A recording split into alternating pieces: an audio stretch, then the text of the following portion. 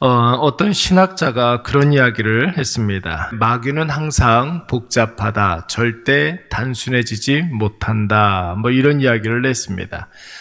제가 종종 여러분들에게 설교할 때 마귀의 역사에 대해서 이야기할 때가 있지 않습니까? 설교 시간에 이야기하는 마귀의 역사라는 것은 무슨 꿈이나 환상 이야기를 하는 것이 아닙니다. 귀신을 보고 두렵고 기이한 현상, 이런 것들이 나타나는 것이 아니죠. 여러분, 마귀가 하는 일, 마귀가 성도를 어떻게 무너뜨리는지를 말씀드리는 것입니다. 여러분, 마귀가 하는 일의 최종 목적이 뭐라고 그랬습니까? 사망이에요. 죽이는 것입니다. 마귀의 방법은 언제나 그래서 파괴하는 것이고 계속해서 나누어지게 합니다. 마귀는 그래서 계속해서 성도의 삶을 복잡하게 만들죠. 그래서 염려하게 만들고 두려워하게 하고 근심하게 해서 하나님이 아닌 세상의 것을 자꾸만 택하게 하는 것입니다. 그래서 하나님과 멀어지게 해서 결국은 사망 가운데 떨어지게 하는 것이죠. 그래서 여러분, 염려라는 단어의 뜻 자체가 뭐냐면은 나누어지게 하다, 분리되다, 파괴하다, 이런 뜻이 있습니다. 그래서 하나님께서 단순하게 하시고 명확하게 하신 것을 마귀는 계속해서 복잡하게 만드는 경향이 있습니다. 있지도 않은 일들에 대해서 두려워한다든지, 아직 벌어지지 않은 일에 대해서 걱정하게 한다든지, 그래서 이런 분들하고 뭔가를 도모하고자 하면 한 발자국도 앞으로 나아가지 못하는 경우들이 많이 있죠. 그러나 하나님께 딱 사로잡혀 있는 분들은 어떻습니까? 어떤 일이든지 명확합니다. 분명해요. 난관들이 도사리고 있는 일들도 여러분, 이런 분들과 함께 그 일들을 감당하게 되면 두려움은 사라지게 되고, 왜냐하면 그 사람에게 확신이 있기 때문에 그러는 거예요. 명확하기 때문에 그런 것입니다. 만약에 기대했던 결과가 없다 할지라도 여러분, 이런 분들과 함께 내가 뭔가를 했다라는 것 그 자체만으로도 의미 있고 감사한 일이 되는 것이죠. 왜 그러냐면 하나님을 향한 확신이 있기 때문에 그래요. 하나님이 하시는 일은 명확하다고 하지 않았습니까? 뭐든지 다 선명합니다. 그러니까 여러분, 가치 있는 사람들까지도 신나게 만드는 거예요. 오늘 예수님께서 제자들을 전도의 현장, 선교의 현장으로 파송하시는데, 여러분, 복음 들고 세상으로 나아가는 제자들에게 예수님께서 무엇을 당부하셨습니까? 복잡하게 전도하지 말고 단순하게 나아가라는 것입니다. 여러분, 그래서 8절 말씀을 보시면 지팡이 외에는 아무것도 가지지 말라는 거예요. 이게 뭐냐면은 가난하게 복음 증거하라, 이런 뜻이 아니라 명확하게, 선명하게, 단순하게 나아가라는 것입니다. 양식, 먹고 사는 문제가 우리의 사명을 희미하게 할 때가 있지 않습니까? 먹고 사는 게 중요하다 해서 여러분, 사명을 저버리는 일들이 많이 있습니다. 양식 많이 가지지 말라는 것이 뿐만 아니라 배낭, 가방 속을 보면 그 사람이 지향하는 바, 그 사람의 마음의 상태를 안다고 하지 않습니까? 지금 꼭 필요하지 않은 것까지도 잔뜩 가지고 다니면은 여러분, 더 큰 배낭이 필요할 것 같잖아요. 그 배낭 속은 계속해서 복잡해질 수밖에 없는 것입니다. 전대의 돈이야말로 여러분, 우리 신앙의 가장 큰 적 아닙니까?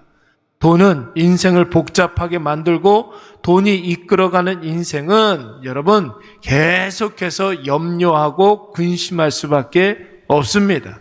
그리고 두 벌 옷도 가지지 말라고 그랬습니다.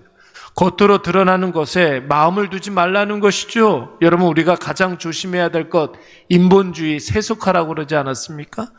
인본주의에 세 가지 뭐가 있어요? 물질주의, 그리고 편의주의, 계속해서 내가 편하려고 하는 편의주의. 세 번째, 거대주의, 겉으로 드러나는 것, 아름다워 보이는 것, 화려해 보이는 것, 이런 것 추구하는 거라고 그랬습니다. 두 벌옷 가지지 말라고 그랬습니다. 오늘 예수님이 파송하는 제자들은 여러분, 어떤 사명을 가지고 있는 사람들입니까? 12절 말씀을 보시면은 그들이 전해야 할 것은 회개를 전파하는 거예요. 회개를 전파하라. 여러분, 회개가 뭐예요? 돌이키는 것이라고 그랬습니다. 유턴하는 것, 이것이 바로 회개입니다. 왜 돌이켜야 되냐면 그렇게 살면 안 되니까. 가던 길로 가면 영원한 사망의 낭떠러지가 기다리고 있기 때문에 지금 돌이키지 않으면 사망에서 벗어날 수 없다라는 것을 증거하는 거예요. 이게 바로 전도입니다. 그래서 여러분, 양식 쌓아놓지 말고, 배낭 복잡하게 가지고 다니지 말고, 전대의 돈 이끌어가는 그런 삶을 살지 말고 눈에 보이는 것에 집착하지 말라는 것이죠. 여러분, 이것을 전파하는 사람들이 양식을 추구하고 큰 배낭 가지고 다니면 안 된다라는 것입니다. 그것을 그렇게 살지 말라고 증거하는 자들이 그렇게 양식을 많이 갖고 살고 전대의 돈을 두르고 살고, 여러분, 그렇게 살면 안 된다는 거예요. 오늘날 많은 교회와 성도들이 그런 이야기할 때가 많이 있습니다.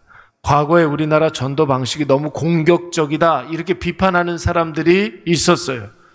전도는 그래서 삶으로 하는 것이다.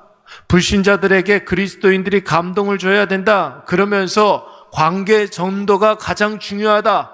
이렇게 이야기하시는 분들이 있습니다. 그러나 여러분 한번 생각을 해보세요. 믿음이라는 것이 인간 내면에서 생겨나는 것입니까? 믿음이 저절로 우리 인간 내면에 생겨나는 거예요? 그렇지가 않아요, 여러분. 누가 말해주지 않으면 절대로 스스로 깨달을 수가 없습니다. 누군가가 예수의 이름을 소개하지 않으면 스스로 예수님께 나아가지 못합니다. 이게 인간이에요, 여러분. 구원은 여러분, 자력 구원이 아닙니다. 내 안에 믿음이 생겨나서 저절로 예수를 믿고 싶어진다, 이런 일은 없어요. 여러분, 예수 그리스도인들이 불신자 앞에서 최선을 다해서 정직하게 살아보고 성실하게 살아보십시오. 이건 물론 중요합니다. 근데 이것은 누구 보라고 정직하고 성실하게 살아가는 그런 것이 아니라 하나님 앞에서 정직하고 성실하게 살아야 되겠죠. 우리가 아무리 정직하게 살고 성실하게 산다 할지라도 불신자들은 그렇구나, 이렇게 생각하지, 거기에 감동받고 나도 예수 한번 믿어봐야겠다, 이런 거는 없어요. 열심히 그렇게 살아봐도 그리스도인들의 삶을 감동받고 나도 예수 믿어보겠다, 그것은 여러분 자력구원이죠. 누군가가 회개하라, 이거 얘기하지 않으면 그들의 마음에 깨달아지지가 않습니다. 그렇게 살면 안 된다. 예수만이 유일한 생명의 길이다. 양식과 배낭과 돈으로 두 벌 옷으로 살지 말고 예수로 살자, 은혜로 살자, 말씀대로 살아야 된다, 생명으로 살아야 된다, 이렇게 담대하게 선포하지 않으면 그들은 절대로 깨닫지 못해요, 여러분. 전도는 그 사람의 인생에 개입하는 거예요. 그렇게 사는 것을 막아서는 것이 바로 전도입니다. 바울과 실라가 빌립보 감옥에 갇혔습니다. 감옥에서 기도하고 찬송하는 가운데 착고가 풀리고 옥문이 열렸습니다. 바울과 실라가 이제 착고가 풀리고 옥문이 열렸으니까 이제 탈옥을 하자, 이렇게 하지 않았어요. 밖으로 나오지 않았습니다. 그런데 여러분, 뜻밖의 감옥을 지키던 간수가 죄수들이 탈옥한 줄 알고, 그렇죠, 착고가 풀리고 옥문이 열려 있으니까 죄수들이 다 탈옥한 줄 알고, 이제 나는 죽었다, 스스로 그냥 죽어버려야겠다, 그러는 편이, 죄수들이 나를 죽이고 도망갔다라고 한다면 적어도 자기 가족들은 살 수가 있거든요. 간수가 살고 죄수들은 없다? 그러면 간수가 도망치게 했다라는 것이 나타나게 되니까 여러분, 자기가 죽을 수밖에 없는 거예요. 그런데 바울과 실라가 다급하게 간수를 말렸습니다. 그렇게 하지 말라고, 죽지 말라고, 우리가 다 여기 있다고. 간수가 바울에게 뭐라고 이야기합니까? 착고가 풀리고 옥문이 열렸는데 도망치지 않은 것을 보니까 이 사람들 뭔가 대단한 사람들이다, 이렇게 판단이 든 거예요, 간수가. 그래서 바울에게 질문을 합니다. 그동안 평상시에 자기가 늘 궁금해했던 것을 질문을 해요. 내가 구원받으려면 어떻게 해야 합니까?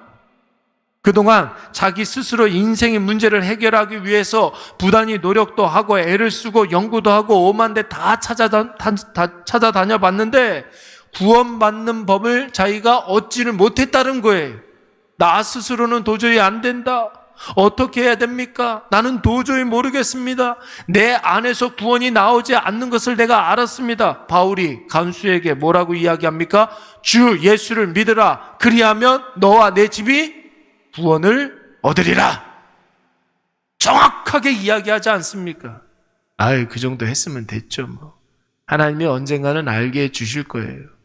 아유, 참 훌륭하시네요. 이러지 않았다고요. 바울이 정확하게 이야기했습니다. 가던 길을 멈추고 주 예수를 믿으라. 그리하면 너에게도 구원이 있을 뿐만 아니라 너의 가족들에게도 구원이 있으리라. 복음으로 그의 가는 길을 가로막아 섰습니다. 예수 그리스도를 소개하고 그의 인생을 돌이키게 한 줄로 믿습니다. 아주 명확하고 단순한 진리로 복잡한 인생을 종식시키고 오직 한 길, 예수 그리스도께로 돌아오게 했던 것입니다. 사랑하는 여러분, 복음은 복잡한 것이 아닙니다. 복음은 단순해.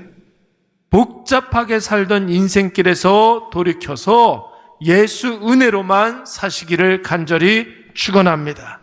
우리 주변에 인생의 복잡한 길에서 유리방황하고 있는 그런 영혼들이 얼마나 많이 있습니까? 오늘 그들에게 담대하게 예수 한번 믿어보라고 여러분 선포하시기 바랍니다. 여러분, 정말로 생각보다 많은 사람들이 구원받기를 원하는 사람들이 많아요. 예수가 필요한 사람들이 여러분 우리 주변에 얼마나 많은지 몰라요. 교회를 한번 가야 되는데 라고 생각하는 사람들이 정말 깜짝 놀랄 정도로 많습니다. 왜냐하면 코로나 이전까지는 신앙생활 잘하다가 코로나 3년 동안 이 신앙생활 방학을 하고 개학하고자 하는 사람들이 많단 말이에요. 근데 누군가가 여기 교회 한번 가보자고 손 끌어서 끌어당기지 않았기 때문에 여전히 여러분 주일날 11시까지 잠을 자고 막 그러는 거예요, 여러분. 여러분 담대하게 그들에게 예수 한번 믿어보자고, 나하고 같이 한번 교회 한번 가보자고 여러분 이야기해 보십시오. 여러분 생각지도 못한 사람이 그럼 그렇게 한번 해보자고, 나도 한번 예수 한번 믿어보고 싶노라고, 나를 교회 한번 좀 데리고 가달라고 내 인생 바뀌고 싶다는 고백을 듣게 될 줄로 믿습니다.